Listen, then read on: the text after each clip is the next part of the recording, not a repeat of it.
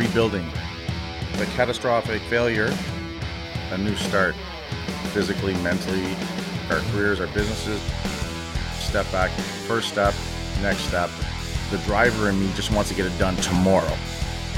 We'll do this, do that, let's move this, where are we at with this? You build some confidence, build some self-esteem, start to feel better about yourself. The Silverback Blueprint Podcast, a show for men over 40. We focus on getting stronger, staying motivated, building discipline, creating a community, and becoming truly happy.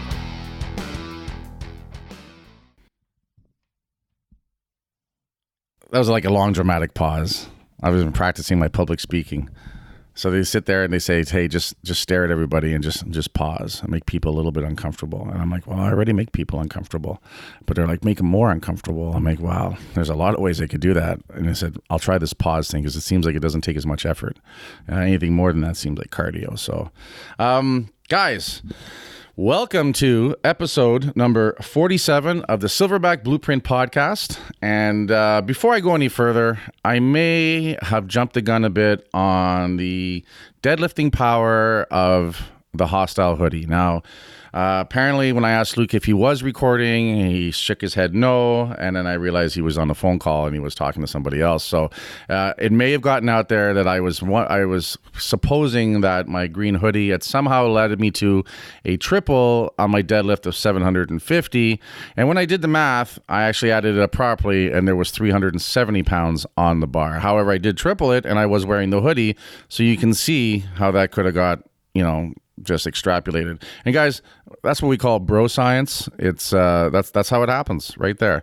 But I'm not gonna lie to you guys, it did feel pretty good deadlifting with that hoodie on. I'm just saying, I just probably didn't quite look at all the facts.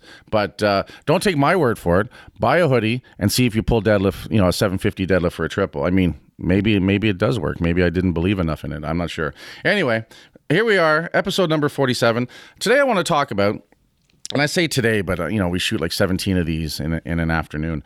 But today, this next current episode, I want to talk about the power of keep moving forward.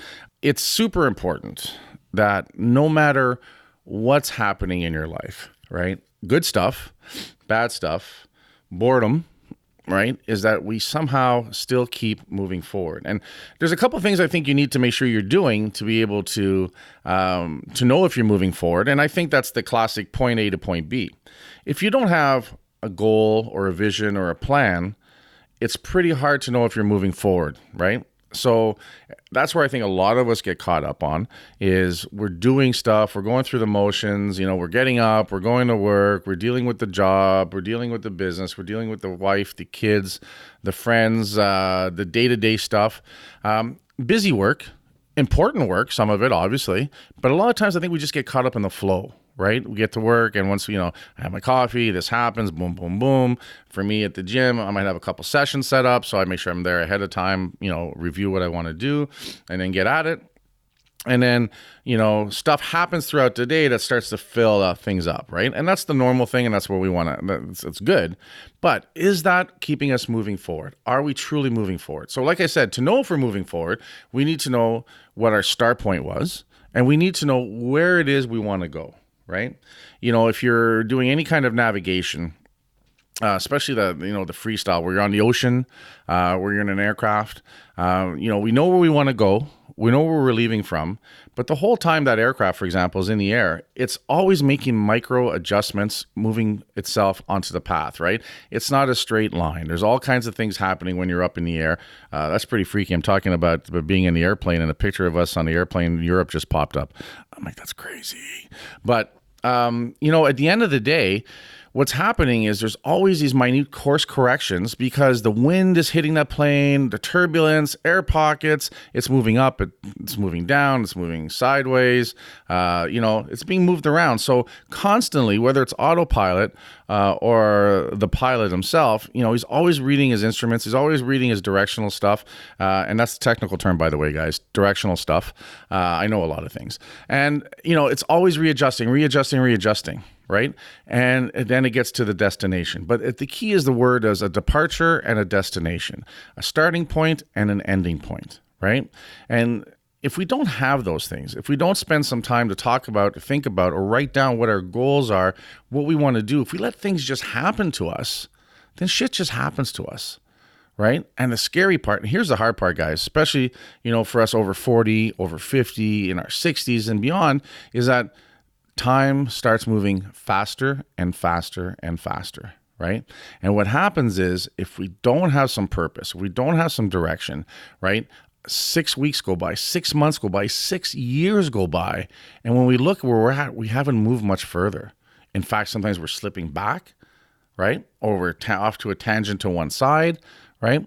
If you look at guys that get shit done and they move, they achieve what certain things, it's because they knew where they were and they knew where they wanted to go. Ideally, we try to plan things out, going from point A to point B, but we can't figure that all out. But we do know that we're going to continually move forward. And if we're moving forward towards a goal, so here's what happens, is that it's going to start to affect what you do day to day. It's going to start to have you look at where you are in that progress, right? And all of a sudden, the meaningfulness increases during your day. Why you're doing what you're doing. Right? What you're saying yes to, what you're saying no to, right? Getting stuff done in a shorter amount of time because you have another thing that has to get done to get to that goal, to get to that end point, right? We use goals, words like goals, we use vision. At the end of the day, right, we have to be moving somewhat towards something. Now, listen, if your life is fucking happy, you're happy with your life and you love everything that's happening to you and stuff like that, don't change a fucking thing. But I'll tell you right now, the majority of us aren't in that situation, right? We want to keep moving forward, right? And there's happiness to that. There's success to that. There's a sense of purpose to that. And we talked a while ago about, how the world's changed and things are, getting crazier and crazier. And I really think one of the reasons is that there's a lot of people out there without a true sense of purpose. So, you need to figure out why you're getting up in the morning. You need to figure out why it's important you get your rest. You need to figure out why it's important you stay healthy. You need to figure out why it's important that you're in a positive state of mind and that kind of thing. Because if you don't, then there really isn't a big reason to do it, right? And that is, to me, the most important thing, the most fascinating part, and the most challenging part is to keep focus on those things. So a guy like me that's all over the place mentally, right? I have this idea, I have a million ideas a minute. I want to do a bunch of different things all the time. I get excited by what I'm doing.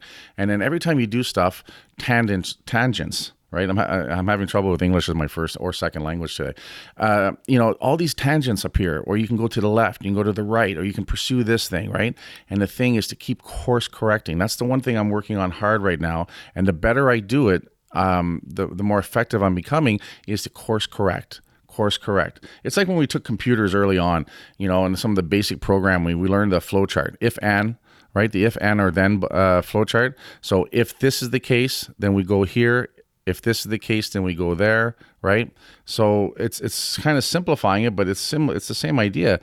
If something presents itself to me during the day, either by email, Facebook message, someone coming in to see me, a phone call, don't call. I hate phone, stuff like that. Anyone who knows me knows that I don't like being on the phone. But stuff that comes at me, I'm working harder and harder now to ask myself that question.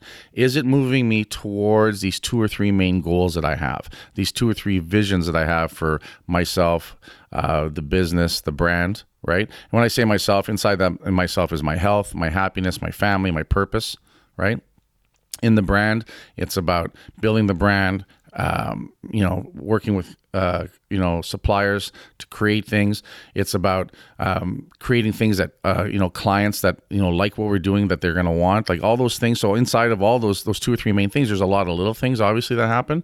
But because of that, there's a lot of things that can come around and sort of dissuade you, right? So knowing why I'm doing this, right? Saying no if it takes me away. But the whole point is we keep moving forward. And it doesn't matter how big your goal is or your vision is. So if it's weight loss, keep moving forward. So that might mean make sure that you're hitting the grocery store twice a week to have fresh food to meal prep. That might mean make sure the dishes are done so you have your meal prep dishes, right? Those are the little things that get in your way that will stop you from moving forward, right? One of the things we say about meal prep is if you get up in the morning and you don't have your meals prepped from the night before, right off the bat, you're going to be in trouble. It's going to be harder because now you got to scramble for a meal. And then all of a sudden the day sets in. You got to hustle. You got to get kids to school. You got to get to work. You got to pick this up. You got to do this. You have a deadline here, deadline there. Well, all of a sudden now it's really hard to stop and say, I'm going to cook myself a rather nutritious meal. We need to plan and we need to focus on that stuff. So that's all part and parcel of moving forward towards what our goals are, right? So for me, what was the hardest part is because I'm more of a free spirit and I kind of like to just jump into things that excite me.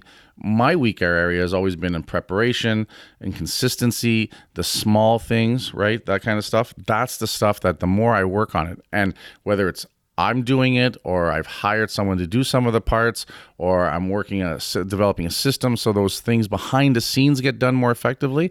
I know when I set that up, the stuff I like to do is even easier to do. Right. And it's done without guilt. It's done without, it's done without the complications of missing some important things. It keeps me moving forward. So that is, to me, the most important thing that we can do is readjust, recalculate based on where we need to go. So again, we need a starting point, snapshot of where we are at, and then we need to know our vision and our goal. So that's one of the first things we do anytime we work with someone is with their journal, is write down what's your why. Why are you doing this? Why is it important for you? Right? And then we set down and say, based on that, what is the goal? What is the vision that you want to do? So once we create that, how the why creates the importance and significance, and then we create what the actual vision and goal is based on that. Once we create that, then all we're doing is reverse engineering our way backwards, right? So that we do the things that need to get done, and then we start moving forward. And as we move forward, we might have to tweak a few things. We might have to adjust a few things based on what's happening, but it's always with that end game in sight, right?